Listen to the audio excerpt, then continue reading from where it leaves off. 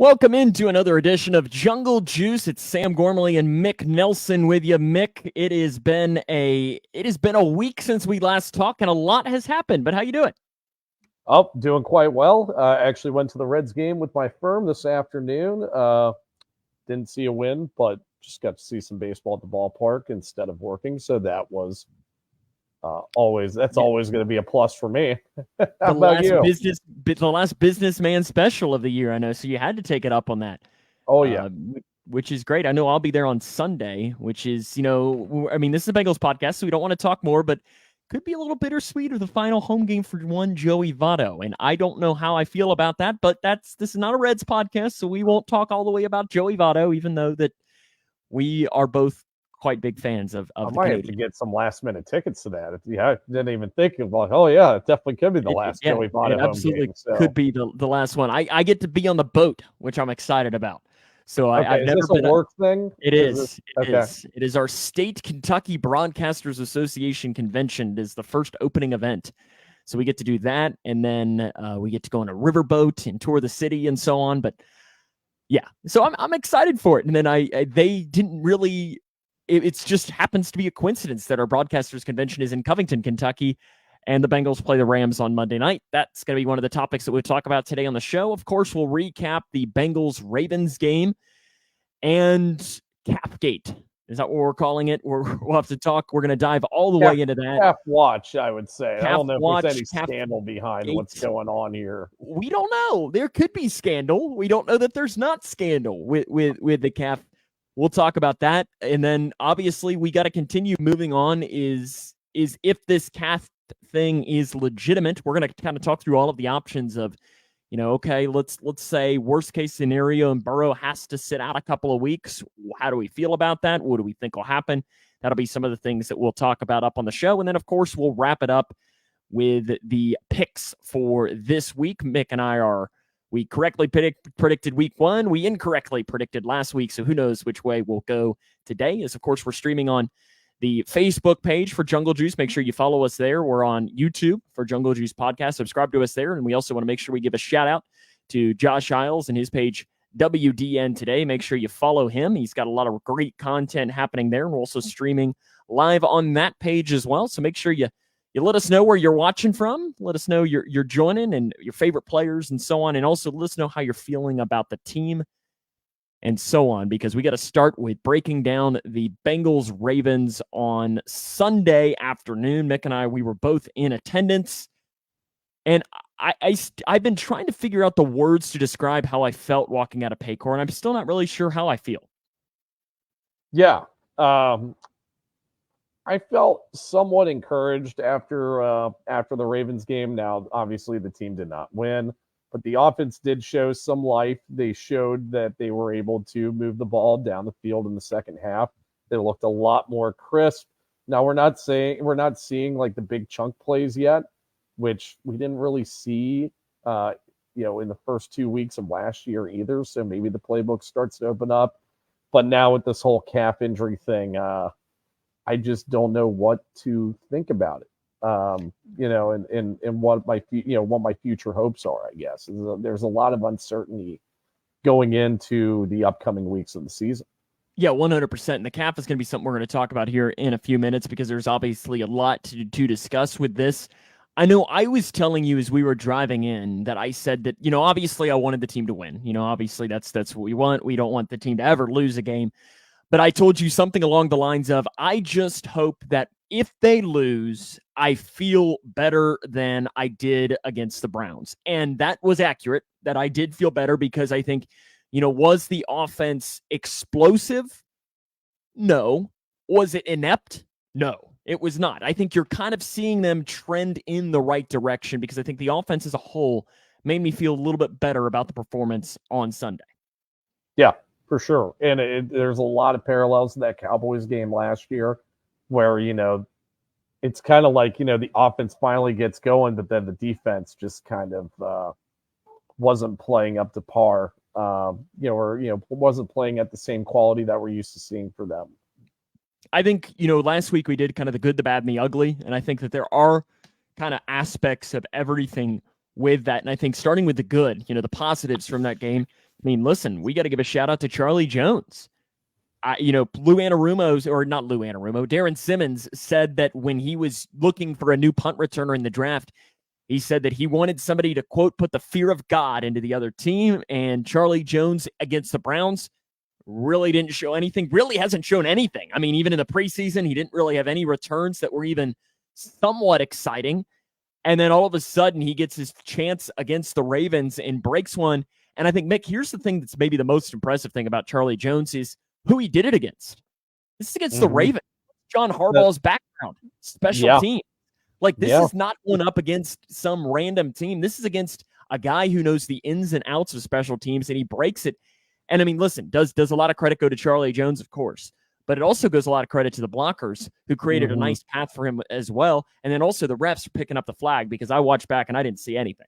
No, I didn't see anything either. What was it? Like were they trying to think there was like a block in the back there or something like that? I guess I saw that in the backside there was something that could have potentially been, if you had the wrong angle, you could have maybe seen that there was a little bit of a block in the back. And I don't even remember as to who it was, but because I remember immediately, the catch pretty much happened right in front of us where he caught the punt. We had the great angle and we saw it as he turned upfield. And we kind of see, since we're sitting in the upper deck, we're lucky enough to see as the hole kind of opens up, we get to see the play develop and we could immediately see, here we go.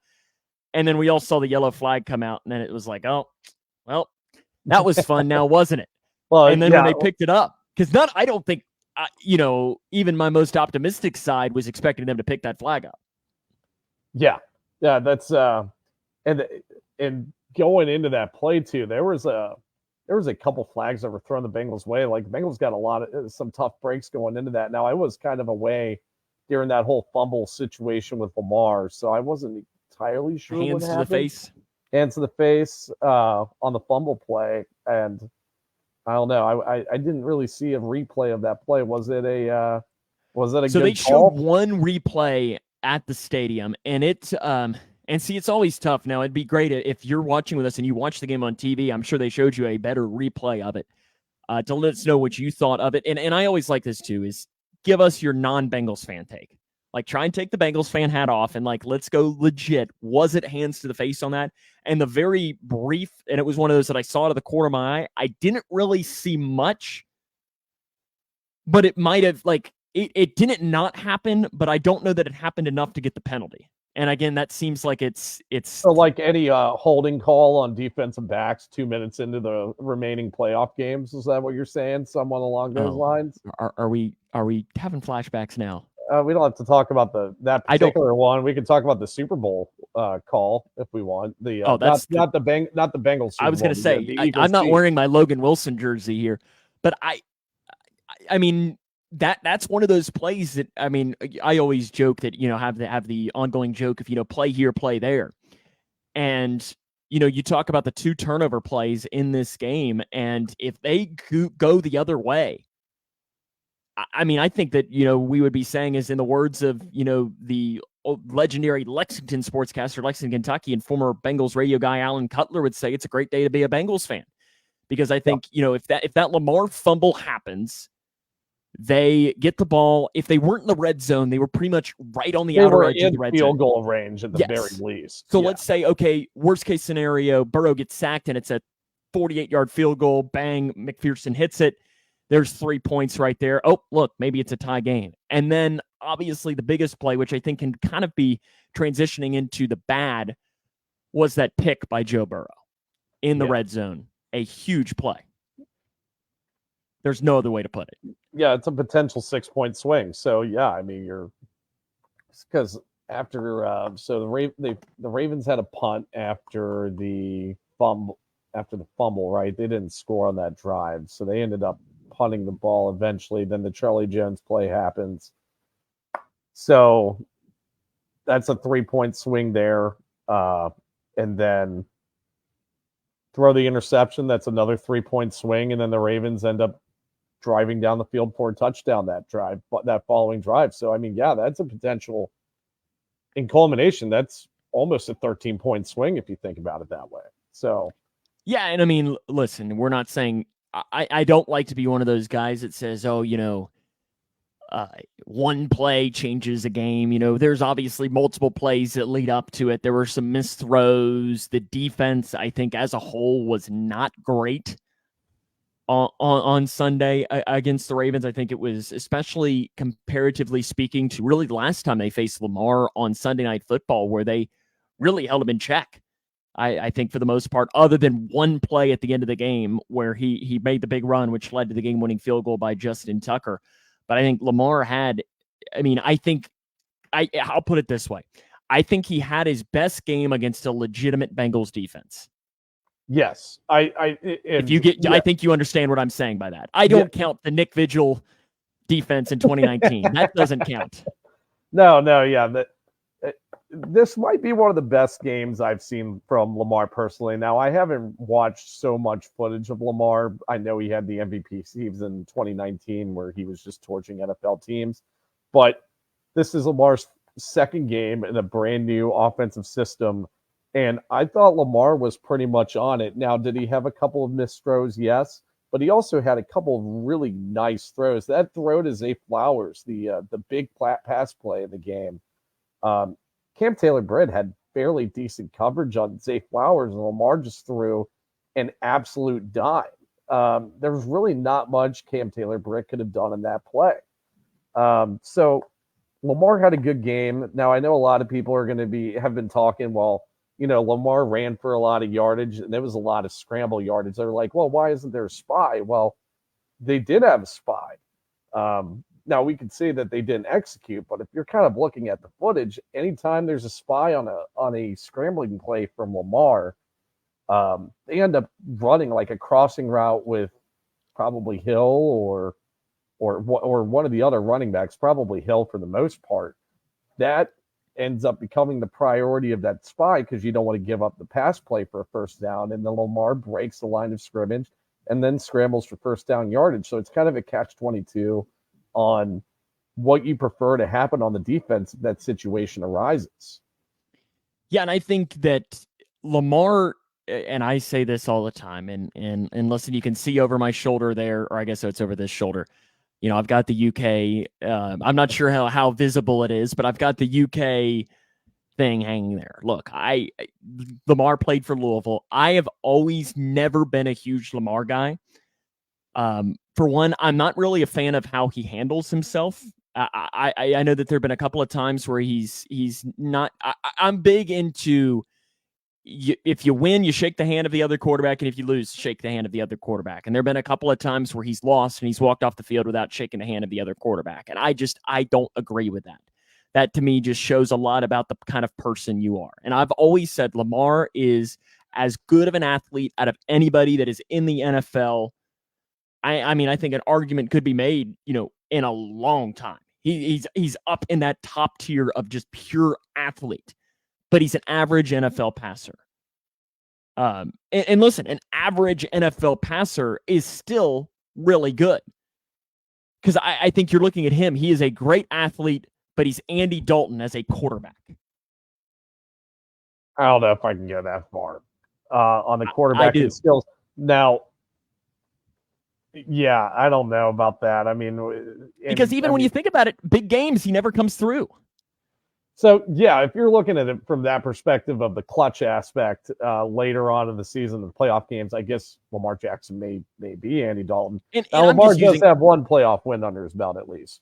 Andy had 0. But I do get what you're saying where they kind of massively underperform in the playoffs. And I'm more just saying as far as pure talent as well. And we're not getting into the Lamar Jackson conversation here. I'm probably bringing it up.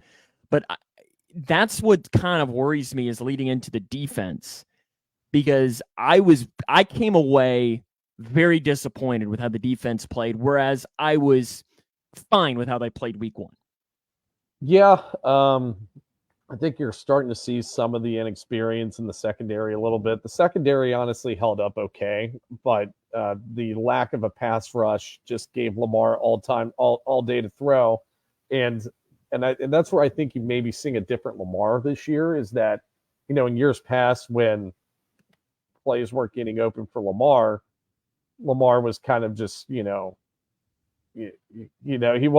he wasn't looking to make the second or the third read, and it doesn't seem like in this game in particular, he definitely was patient enough to stay in the pocket and wait for a receiver to come open. And I think that is I think that's the thing about the defense that was kind of disappointing, is that you saw a decent pass rush in week 1 against the Browns, that you saw no pass rush against the Ravens in week 2. So that might be a little concerning. And the Ravens had starters out in the offensive line.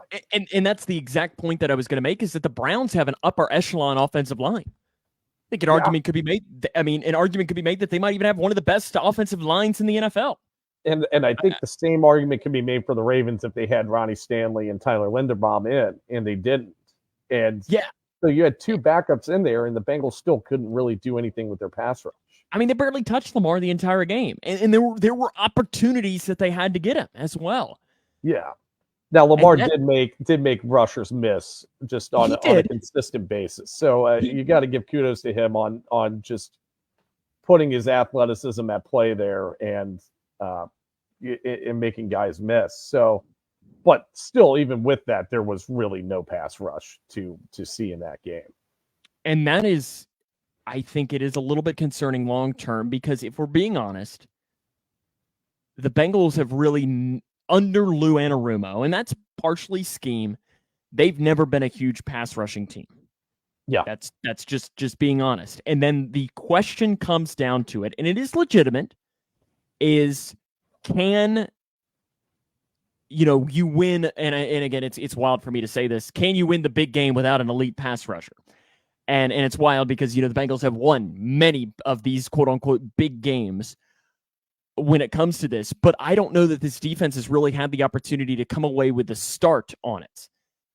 Jared here writes in, he says, no pass rush by design. They were trying to contain the whole game. And that might be accurate, but yeah, I don't know. If you look at the footage, I don't think they were really trying to play contain. You don't see the edge rushers intentionally just kind of like holding off and staying back. You see them trying to gain traction against these tackles to get Lamar in the backfield, but they just weren't getting anything done. And yeah, I don't know. It was just a bad time for the front four on Sunday. And that's the thing, is that I think if we're being honest, the Bengals really only have one true pass rusher on their defensive line. Yeah. And that's Trey Hendrickson. They have one. And Trey is he's probably like, he is not in that upper tier. I don't think he's not in the Myles Garrett. He's not in the TJ Watts. He's not into that tier. Now I get that the Bosas and so on. Is he in that second tier? I think he can be when he's good. But I do think that Trey at times I don't know if disappears the right word, but he does become a non-factor. And that's what kind of worries me, is I think that they were hoping that Myles Murphy could become the steal and become more of a complement there to Trey Hendrickson on that pass rush as well. But I just haven't seen any of that. And I know Myles Murphy also was probably more of the Sam Hubbard role as well. Yes. But I think you need to have more pass rushing in this NFL. Now, I don't know it's necessarily to beat a team like the Ravens, but you got a game on Monday where a big pass rush could really help, because let's be real, Matthew Stafford, his athleticism right now is like us back there, which is not great. Yeah, so I guess there's a little bit of a difference in the athleticism between Matthew Stafford and Lamar Jackson. Just a smidge.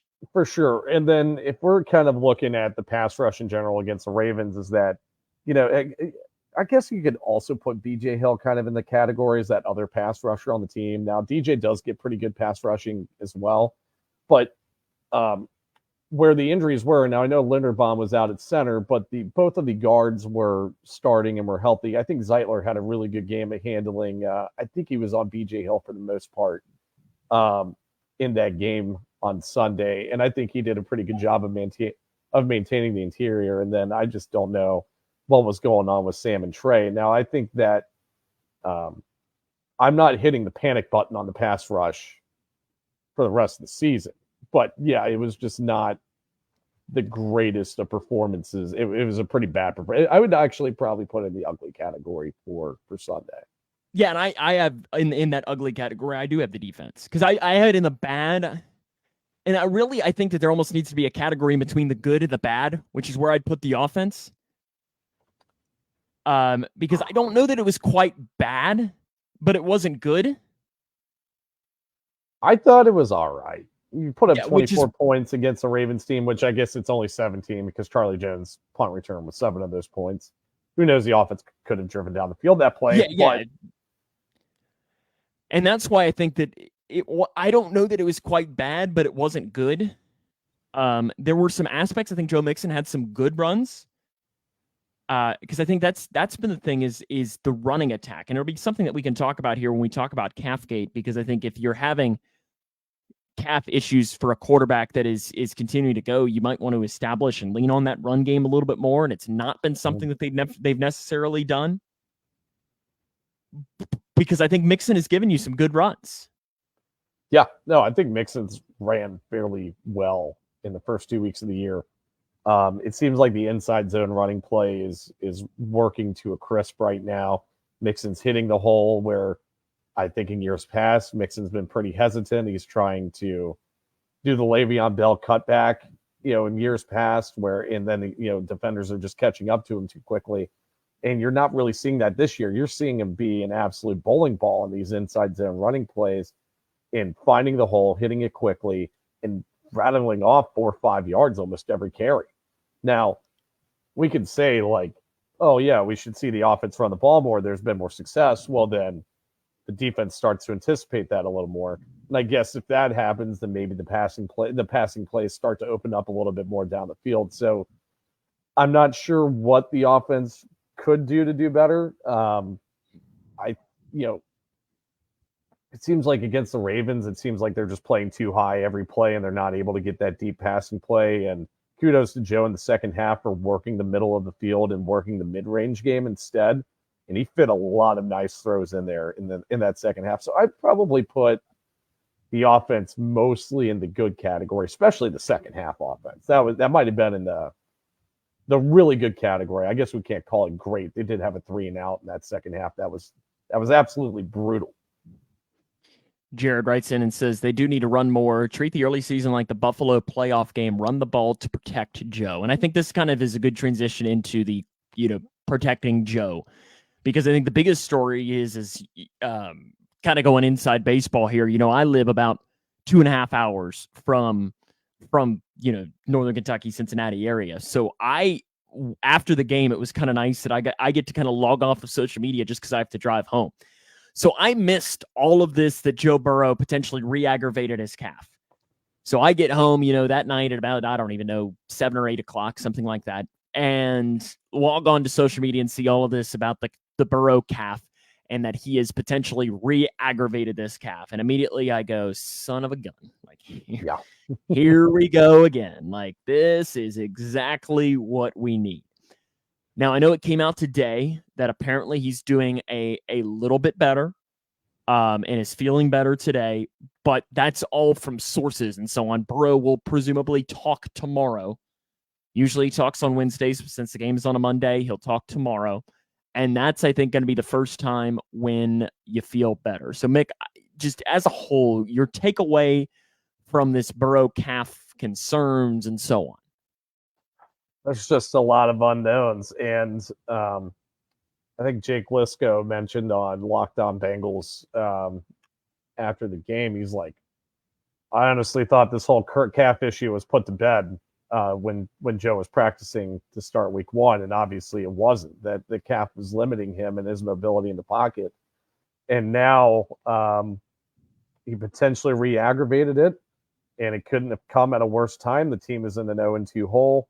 And at this point, you're kind of looking at the cost benefit analysis of, well, do I trot out Joe Burrow on a re-aggravated calf injury because my team is 0-2 and there are, games to be played to get you out of that hole? Or do I play the backup quarterback, protect my long-term investment, and, potentially lose the next few games that should be wins? So, and then you get the team into a bigger hole. So it's a catch-22 there. I'm going to respect. I think your question. your question is a 70% Joe Burrow better than a Jake Browning or a Will Grier? I think it is, but that 70% Joe Burrow could very easily become a 0% Joe Burrow. But it very easily could mean Joe Burrow plays on it, you're good, you roll through, and then he's able to rest it very soon, coming, or, it's all of these questions because, like you said, no one knows the answer to them. No, these injuries I don't even think Joe Burrow does at such a high rate, Sam. Yeah, and especially, the muscle injuries. Yes, and it's I guess it's the first one he's ever had to deal with. I've heard this is his first soft tissue injury. Yeah, these things re-aggravate themselves. Hamstrings re-aggravate themselves. Calves re-aggravate themselves throughout the year. These things could dictate seasons for players. But then, and I think another thing with it too is that you could let's just say, okay, Zach Taylor during his press conference tomorrow afternoon says, "Hey, we're shutting down Joe Burrow until after the bye week." Just for example, he very well could be that game after the bye week against the Niners. Go out there and re-aggravate it again. Yeah. They're very well could. And that's, or let's say he says we're going to hold him out until December the 1st, or whatever it is. And I don't remember what the first game is in December.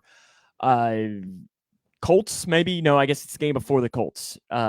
Regardless, it doesn't matter as to who it is. Who's to say that he sits out 10 games or whatever it is and re-aggravates it that first game back? Yeah. Or do you come out and you say, okay, Joe, we'll see you at training camp? I don't think you can do that. It depends on how the season goes for that. Because, say they sit out Burrow these next 4 weeks, put him on IR or whatever, and the team's in an 0-6 hole, which, God forbid, that happens. But rest in peace, our livers. Yeah, rest in peace to all my internal organs. But honestly, do you tank? Do you tank and then try to get a blue chip prospect early on in the draft? The Niners, Kyle Shanahan, the Niners, John Lynch, that whole organization is notorious for that. And I think that's why you kind of see the long-term success that their franchise has had is that, well, if their quarterback goes down, I guess I'm going 3-13 this year, and I'm getting a top 5 draft pick. And Marvin Harrison Jr., Traden T, Marvin Harrison Jr., Jamar Chase. Yeah, you could be in that, and I don't want to give up on the season this early. We're only 2 weeks in. No. But if we're just playing hypotheticals, just play hypotheticals here. Because I think, and you made the good point of, I think we feel in a way kind of similar to 0-2 did last year. And I think let's take the calf out because obviously the calf has concern. But I think we feel probably kind of similar to the way we did, and the games have gone in a way kind of similar. Yeah, if the calf injury wasn't a thing, I would not be concerned about this year at all. Because I think, but then again, I think an argument could be made if the calf injury wasn't a thing, that they might not be 0-2. Yeah, they might not be 0-2. I don't know. The Browns just match up with us really well, so that probably would. Let's face it, probably could have been very well. They wouldn't have looked like donkey crap, though. There's no question about that. No, they wouldn't have looked inept. But, and then you could have seen that. I think you would have seen just an absolute, offensive masterpiece against the depleted Ravens secondary if the calf injury wasn't a thing. So I don't know. There's just so much uncertainty with this calf thing with Joe Burrow. This thing is going to dictate the season, I think. And is it going to dictate it in a I mean, I don't know how it really dictates the season in a good way. Because you just want your quarterback to be healthy and to have all the plays at your arsenal and everything's just working great. But I don't know. There's just so much uncertainty with it. I don't know. What are you hoping for in this Ravens game? Are you just or for this Rams game? Are you hoping that he's playing, or what are your thoughts on it? I know that we don't necessarily have all the medical intel available to us on this. So I don't know. Like in all seriousness, I could sit here and I don't know how you are, but I do like a good pro and con sheet list. Where you kind of write it down. Cost benefit analysis. Okay, that's a CPA. Are you an accountant or something? But pro con, cost benefit, and so on is because there are pros. I mean, because here's the thing: how confident do you feel in Jake Browning or Will Grier? And I kind of want to take that point and I want to go back to it here in a few minutes. And it's like, so that's probably in the pro to playing Burrow. Like you need to maybe do that, because what is your confidence level in the backup guys on that? But then again, your con is, okay, there have been ties into calf injuries leading to Achilles. Like, what happens with that? Like, what happens if Joe Burrow goes out there and blows his Achilles?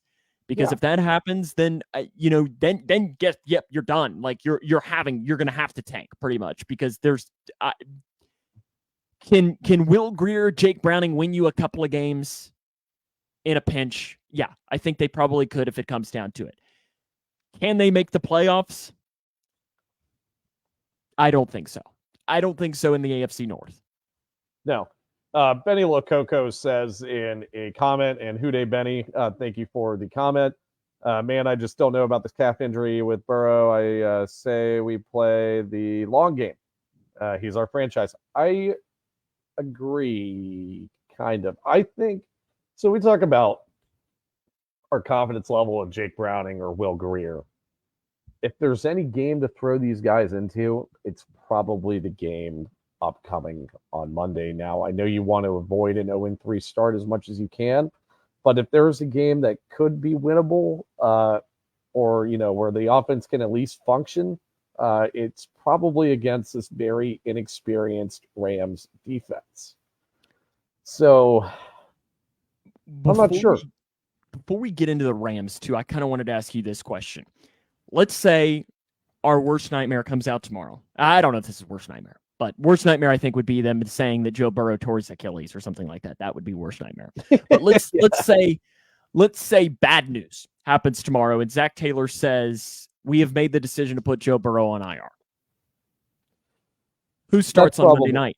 Who starts on Monday night? Is it Jake Browning, or do they do the move that they did? Jeff Snellen writes in, it could be. Jeff Snellen could be predicting it. Ryan Finley could be coming back on There is Monday. a precedent here. There is a precedent. I think that Ryan Finley decision, Ryan Finley was Jake Browning in this realm, whereas Brandon Allen was Will Grier in the realm of, they were on the practice squad and they ended up pulling up Brandon Allen because they had more confidence in him. Although Ryan Finley still will have, one of my all-time favorite victories as far as a regular season. I will always treasure that moment. But I ask you, Mick, is who would have a better chance, or who would you have more confidence in, Jake Browning or Will Grier? Will Grier. And I agree. Yeah. Because I think we've seen Jake Browning, and Jake Browning is a quarterback. He does know how to throw the football, kind of. He can stand up and catch the snap. I guess he can run a little bit. But that's about it. I see a little bit of Jeff Driscoll's game in Jake Browning. So let's give Jake Browning which tells a lot about how do you compare Jake Browning, Jeff Driscoll? I mean, Jeff Driscoll came in and started and lost every game he started in 2018, but he came in and filled Andy's role somewhat admirably. He came out there and put his all into playing, and that's really all you can ask a guy to do. But yeah, I think you're knocking on Jake Browning a little too much. His sophomore year of college at Washington, and this might have been a jailbroken offense anyways, but hell, Jake Browning was receiving Heisman votes in what was it, 2019? His 2019 season? Should we just go through and list quarterbacks that have received Heisman votes? Like, on how much confidence? Like, and that's the thing is... I mean, is there that many? I mean, let's just name somebody. Johnny Manziel. Like, how much? Johnny Manziel won the Heisman. Yeah, Johnny Manziel did win the Heisman. But 43 touchdowns, 9 Troy interceptions. Smith. It was actually 2016. That was a long time ago. Troy Smith. Yeah, that's. So I mean, and that's. I agree though. I think Will Grier. Now, I say I have more confidence in Will Grier. Now, it's like me saying I have more confidence in Brandon Allen than Ryan Finley. Like, it's not like I'm saying that Will Grier is the savior. But I probably have more confidence in Will Grier than I would in Brandon Allen, though, if I'm going to be honest with you. I agree. Oh, look at Paul Reeves coming in here. You know what, Paul? That's a low Paul, blow. is Paul already. even a Bengal? Who's Paul a fan of? Paul's just I know he's a big. I don't really know who Paul's NFL team is. I guess I know he's a big Braves fan. He likes the Florida Gators. He might just be an NFL fan. I guess he might cheer for the Falcons. Overall sports savant. Also, Paul, we didn't mention this on the podcast last week, but I do have a beef with you because you picked before me in our sports jungle fantasy draft, and there was at least a few Cowboys fans. Ooh, he's a Cowboys fan. I didn't know that, Paul. He's in a good spot right now. They've got a really good roster. But Paul Reeves picked before me in a lot of rounds in this fantasy draft. I think there's at least 3 or 4 times where he picks the guy that I want right before the pick before. Hilarious. I wanted to get that guy, and yeah, I was cursing out Paul Reeves while I was. Yeah, I know you killed it in the draft, Paul. We don't need to talk about this more. See, my top 2 picks, and we're getting off topic a little bit, but I got my top 2 picks in that draft. First round, Nick Chubb. Great job, Sam. Great job, Nick Chubb. Second round. Did you pick up Kareem Hunt? No, I picked up the other guy. Ford. Yes. Jerome Ford. Okay. And second round pick, Cooper Kupp. Great job, Sam. So my top 2 picks already out. I know Cooper Kupp could come back, and speaking of Cooper Kupp, it's a perfect transition into talking about Monday Night Football. Mick and I are both decked out in our white. We're ready. I talk about it. I'm a small town radio guy. I broadcast high school sports on Friday nights. And the past 2 years or 3 years, maybe, the high school that I do games for has had a Thursday night game. And the past 2 years, the Thursday night game that they have broadcast has been on the same night as the Bengals Thursday night game. It has been just like it's almost like they're just toying with me. That included last year's Thursday night game against the Dolphins. I specifically deleted all of my social media, muted all texts, turned off all notifications so that I could get home and not know the score or anything and go back and watch the Dolphins game. But when they cut to it and I saw it and saw everybody in all white, because listen, everybody went all out in the all white. I was incredibly impressed with how everyone actually followed the theme and how they painted everything. To say I had FOMO was the biggest understatement ever. I got so jealous of everybody. And then you had sent me a video that I didn't see until after the game because I specifically didn't want to have any potential spoilers because I didn't know when you sent the video. I didn't know if it was, even if it was a picture in the middle of the game that I possibly could have seen a score or something. So I waited until after. And when I watched that video, it just kept getting more and more. So to say I'm excited about being able to experience Monday Night Football and the whiteouts is a ginormous understatement. I can't wait. And that's not even saying about the game. And I do think whoever you cover Grayson County High School for having that game, because that was my wife's I guess she went to a game once in 2015. It was the 2015 game against the Steelers, the Andy Dalton thumb injury game. So not a good experience there. So that was her second game, and she absolutely loved it. So thank you for providing a good experience to my wife, Sam, at the Bengals-Dolphins game last year, Grayson County High School football team. At least the Cougars won that night, which made things a little bit better. But because all I knew going into rewatching the game that night is I accidentally saw a notification that said Tua Tagovailoa was hurt. That's all I knew. So I knew something happened to Tua during it. I didn't know what. I just knew he got carted off. And it was a wild scene going back and watching it and so on. And the worst part about it is that, I live in a duplex. So I have a connecting wall. And usually during Bengals games, since they're at 1 o'clock, or I guess I live in Central Time Zone, so at noon, I can be loud, and I'm not one, I can yell and listen. But when you're rewatching the game at 2:30 in the morning, so I'm sitting there and wasn't there was a big pass play to T. Higgins in that game, if my memery's right. Yeah, the chunk play, it was a touchdown. It was a seam route. First play of the second half, maybe? No, I think it was right before the first half ended. Okay. Regardless, up I'm 13, sitting there and I'm like trying not to start screaming at the top of my lungs and wake up my neighbors. But again, we're getting off topic. I'm just very excited to get the whiteout game and experience. And then you throw on top of it that Chad Johnson and Boomer Esiason are going to be Ring of Honor inductees. I mean, I'm going to be a pig in slop. Yeah, I know we didn't discuss this before the show in terms of what we wanted to talk about, but now that we're talking about it, do you want to talk about the Ring of Honor inductees? Sure. This Chad is good Johnson before we talk into the preview. Yeah. Chad Johnson, Boomer Esiason. Now, anybody that knows Sam and I, we are not particularly the youngest Bengals fans doing podcasts. We're both in our mid-20s, and we didn't really watch Boomer play.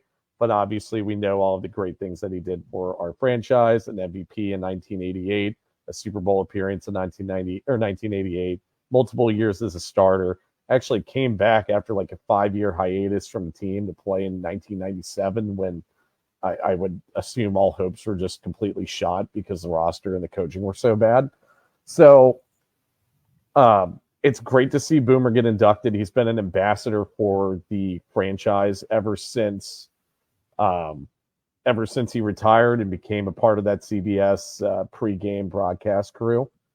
And yeah, I've got a soft spot for Boomer, and I'm just glad he's in. We did watch Chad Johnson play, however.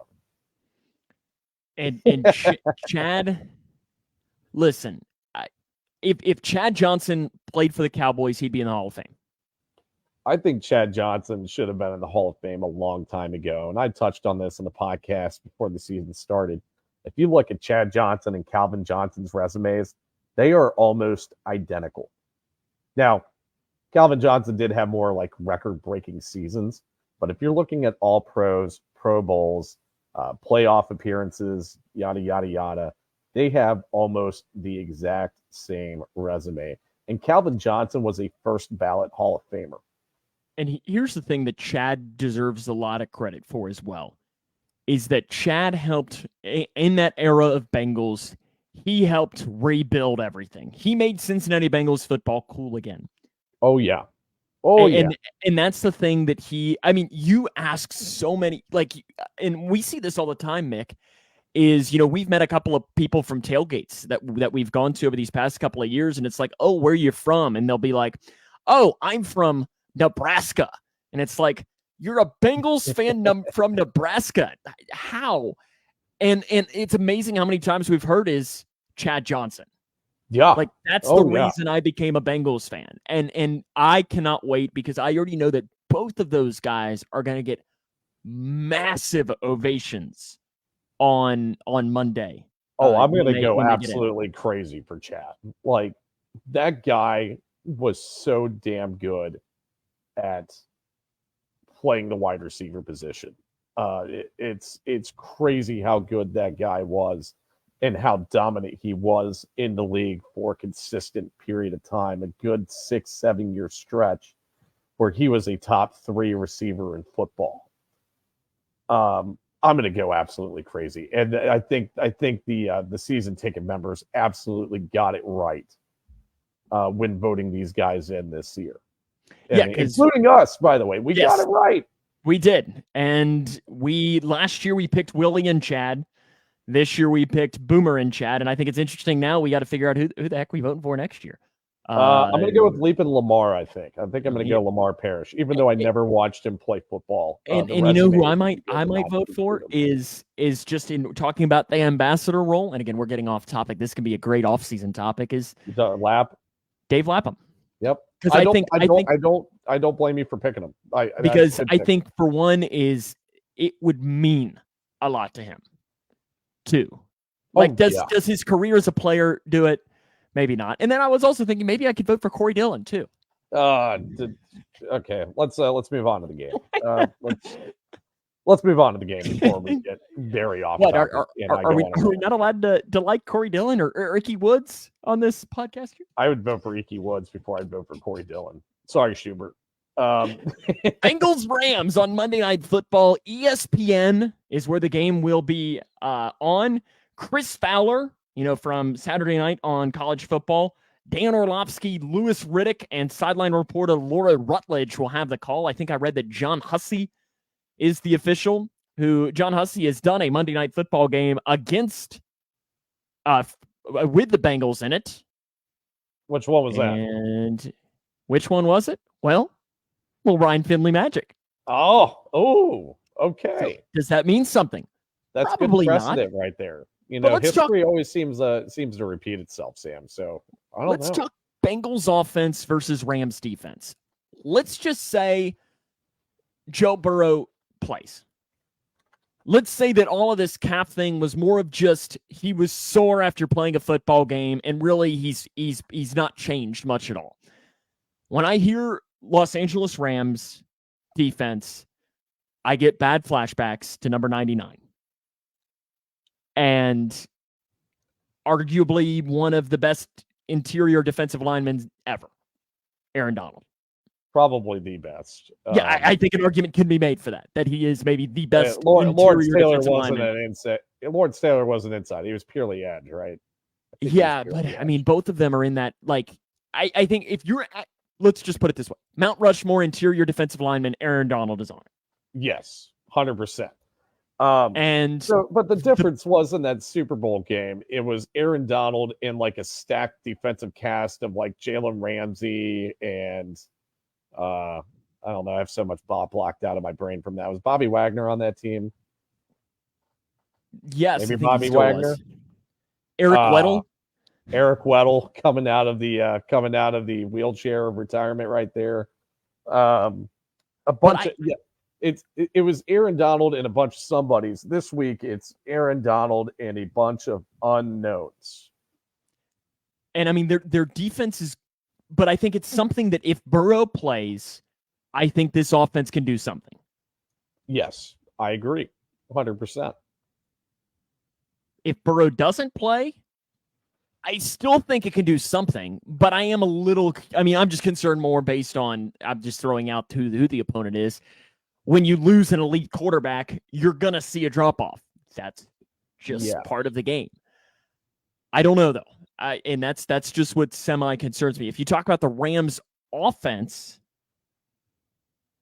against the Bengals' defense, I think, and, Paul Reeves took it, you've got Puka Nacua, or Nakawa, or I don't even know how to say his name, for the Rams, who has been the rookie wide receiver that no one knew existed. And until it's been great. Preseason happened. Correct. The preseason happened, he was dropping 100-yard games. So if we go back to the Bengals offense against the Rams defense here, if Joe Burrow's in and the calf injury is, let's say, at the same point as it was during the Ravens game, I think you could see Joe Burrow right the ship and the offense right the ship and have a very explosive game. Because much like the Ravens game when previewing this, the secondary of the Los Angeles Rams, and particularly, and I guess where it's different, the linebacking unit is not as good in coverage as Queen and Roquan Smith were for the Ravens. So definitely could be working like that short to mid game in the middle of the field a lot more, where Joe's able to dump the ball off and when players can actually make decent plays. So I think if Joe Burrow's in, I think the offense is playing pretty well. Now, if one of the backups are in, then that's where things might get a little hairy. But we have seen a precedent. And to give Zach Taylor some credit here, we have seen a precedent of Zach putting together a decent game plan with a backup quarterback in to win a game. Ergo, Steelers game, Ryan Finley calling up a great game there. And with Ryan Finley. With Ryan Finley playing quarterback, you have Will Greer back there. That's a big upgrade over Ryan Finley. I think Paul Reeves is a big upgrade over Ryan Finley up there. I'd trust Paul to win a game more than Ryan Finley, and I don't know the last time Paul suited up. Yeah, but I think that is that's why I really think that Will Greer will get the start. Is if Burrow cannot go, I think Will Greer will start. And I will also be interested to see if they do some semblance of roster gymnastics as well as I know Tommy Lipscomb and Houday Nation brought up the point of saying that you have now the rule that if they bring Will Grier up to the 53, they can then have an extra quarterback active, that third quarterback rule, because of the 49ers. Now, that I don't think that'll work if they elevate him from the practice squad. But if they elevate him to the 53, that can also pretty much make that Joe Burrow decision go up until kickoff and make the Rams have to prepare for multiple different quarterbacks because you don't know who's potentially going to start. And this is something that Zach likes to do with injuries. Yes, because he wants to protect. Yeah, he's also one of those. He's a play. I mean, listen, you can say what you want about Zach Taylor. He is a player's coach. He's a player's coach. What I'm talking about is maybe not being entirely upfront with the whole injury situation. Like, you know what I mean, though. Like he's good at I guess initiating some form coach of speak. Surprise. Yeah, coach speak. That's a good way to put it. Yeah, be like, how's Joe Burrow doing? Well, he's a little sore. You think he's going to play? Yeah, we'll see how it goes. He's day to day. Yeah, because listen, I'll tell you exactly what will happen during the Zach Taylor press conference tomorrow. They will ask him, how's Joe Burrow? He's a little sore. He's been going through treatment. Is he going to practice? He'll probably go through some, motions and so on. Paul says he's going to eat. We'll see you in Leroy in a little bit. We'll see you later, Paul. Thanks for tuning in, Paul. Absolutely. We appreciate you locking in, even though he's not a Bengals fan, locking into the podcast for that. But I think you're just going to see a lot of that coach speak because I don't know that, we very well might not have a decision on who's going to start until literally they run out of the tunnel on Monday night. Yeah. I think you'll get reports beforehand. Probably. They got to announce the inactives, couple hours at least before the game? Who says they make Burrow inactive?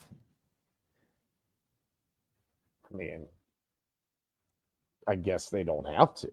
Yeah, and I don't know with it. Let's talk about Rams offense though versus the Bengals defense. I think the Rams offense is probably a better fit for the Bengals defense. I think that is a positive. Yeah.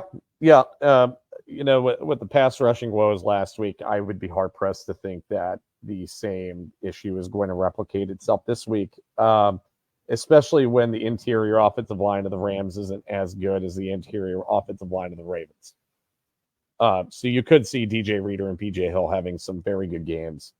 And like you said earlier in the podcast, Matthew Stafford's mobility is not what it used to be. And it never really was that great, but it's definitely not what it was 10, 15 years ago. No, he's almost 40 years old. He's knocking on the door of that. Now, one thing that, if we're talking Rams offense, there's a couple of injuries that we can talk about with this. Of course, no Cooper Kupp. Yep. Cam Akers is gone, by the way. And yes, Cam Akers was traded to the Vikings today. And then Joe Newtboom, who is their left tackle, is questionable. I know he dealt with like a neck injury of some sort. So, you could potentially be looking at without your left tackle, and they've been without Cooper Kupp the past couple of weeks. But listen, Cooper Kupp is, on any given day, maybe the best wide receiver in the NFL when he's healthy. When you're losing potentially your left tackle and then already have your top wide receiver out. Now, yes, you've had the rookie playing well, but that has to make this Bengals defense feel well because, and like we just touched on too, is the Bengals have faced two mobile quarterbacks in the first 2 weeks of the season. They now will go a couple of weeks here without facing another one. Yes, they will. Now, the caveat here, and okay, first, I don't want to accuse you of misinformation. But I looked up on our lads. I had Joe Noteboom, I think, at right guard instead of left tackle. They've had this guy named Alaric Jackson starting a left tackle recently. Well, according to the ESPN depth chart, that's where I pulled it from, that Noteboom was the left tackle. Okay, so there is... and Alaric Jackson took his spot. Okay, that is... okay. I'm not sure if that's regardless, what it is or not. Noteboom is a guy out on their offensive line. Yes, Noteboom is out on the offensive line. You are missing a starter there. The offensive line is kind of piecemeal together too. It's not like it's a very robust offensive line by any means. So the front four should have a very clear advantage, and I think the pass rush is going to be a very big key to victory this week against the Rams. Now, the other caveat is that, yeah, Matthew Stafford isn't mobile, but Matthew Stafford has looked pretty decent in the first 2 weeks of the season. Now, going Niners game, 2 interceptions. It's the Niners defense. I don't know what else to say about that other than the Niners defense is really good. But you've seen, you kind of went in and you're like, oh, wow, Cooper Kupp's out. Them going into the year, Cooper Kupp's out. How the hell are they going to move the ball down the field? And they've just had a bunch of no-names just absolutely feast on opposing defensive backs. Puka Nacua looks like a top 15 receiver going into week 3. And then Tutu Atwell has had a very good first 2 weeks of the season as well. Their skill position players are, I think you're going to see them play pretty well. And I think that's probably their biggest thing is that Stafford's just been on fire, and their run game's been decent with Kyron Williams leading in the backfield right there. So that's the thing that makes me kind of scared about the Rams offense. But the offensive line for the Rams, it's weird because their offensive line's so bad. But they were able to move the ball against the Niners defense and still score 21 points. So it's like it's a big unknown on what we're going to see on Monday regarding that. What do you want to see as the keys to victory? So if we're looking at the defense, I think the pass rush is the biggest key to victory. I think the secondary, for the most part, can keep up with the receivers. Now, if we're talking about injuries, Nick Scott is on concussion watch, so Jordan Battle could see a lot more reps or potentially even start the game and play a full, get a full helping of starters reps in the Monday night game, which I'm actually pretty intrigued to see how well he plays in that action. So I think the pass rush is the biggest key for the Bengals. If you can get to Matt Stafford and force some sacks and you put more pressure on them, maybe you force some turnovers out of them.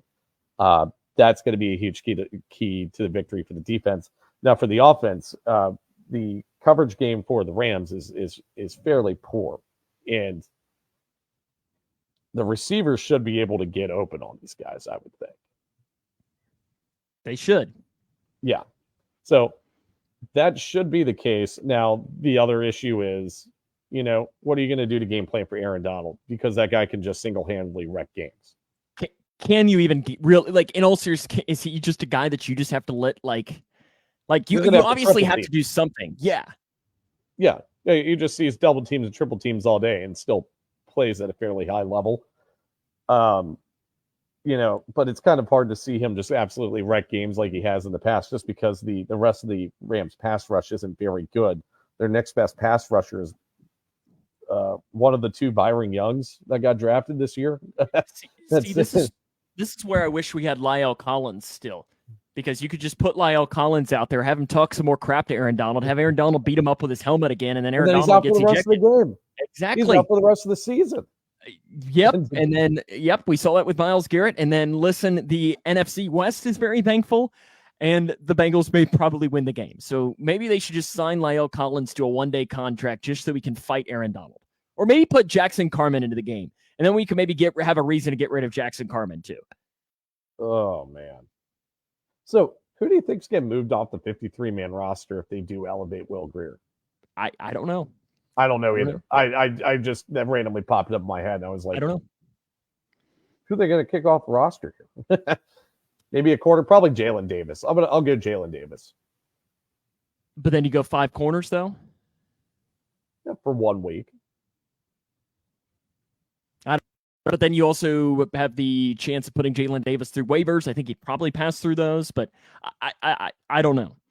I don't know with it. Okay, how about since we're running, getting close here to the end of time, are you about ready for a pick, or do you have a couple of more things you wanted to mention about this game?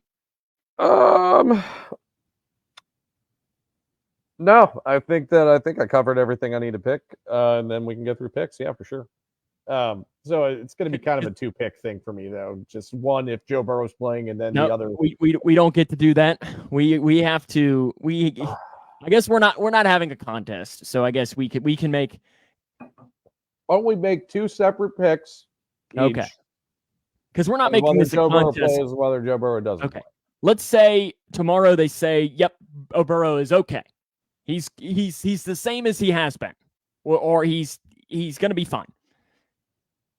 Who wins Monday night? Bengals. Score. Bengals win 35-24.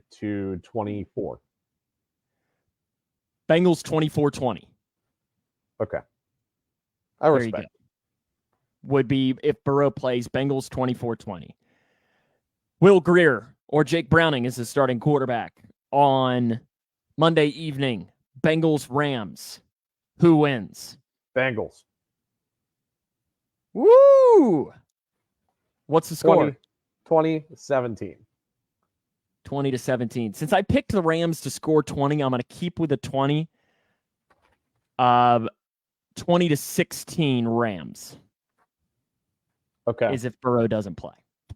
Okay. One other thing I kind of want to mention, I did mention that like there's been a precedent of a team rallying behind Zach Taylor's game plan with Ryan Finley playing and starting a quarterback, and then they also won that game against the Texans the next week with Brandon Allen. The only I guess caveat to that is that those games were late on in the season. The first game against the Steelers was against the Steelers team that went 11-0, and then they were just like, oh, we went 11-0. I guess we're done for the rest of the year. And they just decided to not give a crap. So that was that. And then you went up against the Texans team where there was a bunch of Deshaun Watson drama, and not the Deshaun Watson drama. It was different, where Deshaun was like not happy with the way the organization was going. He was still pissed off about Bill O'Brien just intentionally sabotaging the team as a GM and getting rid of DeAndre Hopkins, and so on. This is a little bit different because one, you got Sean McVay on the other side of the field. Excuse me. And I don't know what you think about Sean McVay, but I think Sean McVay is a top 5 NFL head coach, and I think he's a. Here's another thing too we haven't even mentioned. I mean, we've mentioned it in passing, but what's going to be something on the mind of the Bengals too? Revenge. You talk about like a chip on their shoulder, yeah, a little bulletin board material. From you better believe that'll be in the back of their mind. Well, could be, yeah. Because you better believe it'll be in the back of my mind. I'm gonna be thinking about it. I want to get some payback because that last play, I have replayed in my head at least 75,000 times. Which one are we talking about? The last play. The Jamar broke Yes. Jalen Ramsey, and then Yes. Yes, when Jay Morrison posted that picture, I died inside. I died inside. Dark times. You give me flack for bringing up dark moments in franchise history, and you just did it yourself. I did. What a perfect way to end the podcast too, right? Happy vibes, everybody. Don't think about that play. Here, Gino, Eugenio Suarez. Good vibes only. Good vibes only, right? Remember to follow us if you're watching on the Jungle Juice Facebook page. Follow us that way. Follow the Houday Nation Today page as well. Join the Houday Nation group. Subscribe to us on YouTube. We also are on Spotify, Apple Podcasts, really wherever you get your podcasts. Just search for us. You can y'all. See that. Did you say Words with Friends? I said we're in France. Yes, y'all. we are. Our French friend hasn't listened in a couple of weeks, so I guess maybe us talking about France last week turned him off to it, which it was only expected because we don't really speak French. It's only a matter of time that the Frenchmen and women are all in on us, right? Yeah, all in on the Jungle Juice podcast. We gotta find a market somewhere here. Make sure you follow us that way. Leave us a 5-star review and so on. We always appreciate hearing from you. We'll be tailgating, I know, probably down with Bengal Jim at some point on Monday evening. So make sure you stop by, say hi, or give us a high five, or tell us we suck. That works too. Yeah. And if, I don't want to, tailgate wherever you want. But if you're going to your game for the first time and you need a good tailgate to go down to Bengal Jim's tailgate down in Lot E, over in Smale Riverfront Park now. Great setup, DJ booth. There's actually live music down there now too. At least there was last week. Yes, there is going to be a band playing as well this week. Is it the Bengal Boys? No, it is Bengal not. Boys It is a band. It is a band actually playing. So that'll it'll be exciting. So make sure if you're going to the game, stop by, experience it. Just walk around the tailgates. Longworth Hall has some great ones. Just walk around, experience life. There's a lot of really great things happening, and hopefully you will experience the Bengals victory on Monday as well. Yeah, for sure. Yeah, can't wait. Let's do it. I can't wait either. We're excited for the whiteout. Boomer Esiason and Chad Ochocinco Johnson will be inducted into the Ring of Honor at halftime of that game. It'll be on ESPN. Do you think he river dances as like his intro? He's going to river dance? Do you think he's going to do something Chad-like? Nothing surprises me. Nothing would absolutely surprise me with what could potentially happen. They don't have a celebration montage, an end zone celebration montage beforehand. I'm going to be a little disappointed. And I'll be interested to see if a Bengals scores, if they'll break out some, like, will they do the pylon, on the field goal? Will they break out a Hall of Fame jacket? The proposing to the cheerleader? Will they try to bribe the ref? Will they, what could potentially happen? All of the, the legendary Chad Johnson moments to honor him on his night. And maybe Burrow will throw a pass left-handed in honor of Boomer. There you go. Did they say who the ruler was? I would imagine it's Boomer and Chad. Okay. I would assume the same thing. But, or one of the two. It might just be Boomer, because Boomer can't usually come to games because obviously he has his CBS stuff, so he can't come, but he's actually going to be able to get there. So I'd assume Boomer will be the ruler of the jungle. I know they announced who's doing the national anthem, and I'll be honest, I didn't recognize her name. That doesn't mean that she's not very talented. And I know, Mick, we're making a pact too. We're going to be in our seats earlier this week. Yeah. Hopefully we don't have any ticket malfunctions like we did. Yes. Last and week. I, in fact, under the bus there. Go ahead and it happened, and I paid the price for it. We'll put it that way. In fact, I'll go ahead and get those ready as we're talking right here. But that'll wrap us up for this week. We'll be back every Wednesday at 8 Eastern, 7 Central for another edition, hopefully recapping our first Bengals win on Jungle Juice podcast. So we look forward to that. And see, look here, I'm putting it in my Apple Wallet right now because I forgot to do that last time. See, look, there's our tickets at all. So now we should be good and not have to worry about it. How's that sound? Perfect. We'll be ready to roll on Monday. So until next time, for Mick Nelson, Sam Gormley saying, Hoo day. Hoo day, guys. Thank you for watching.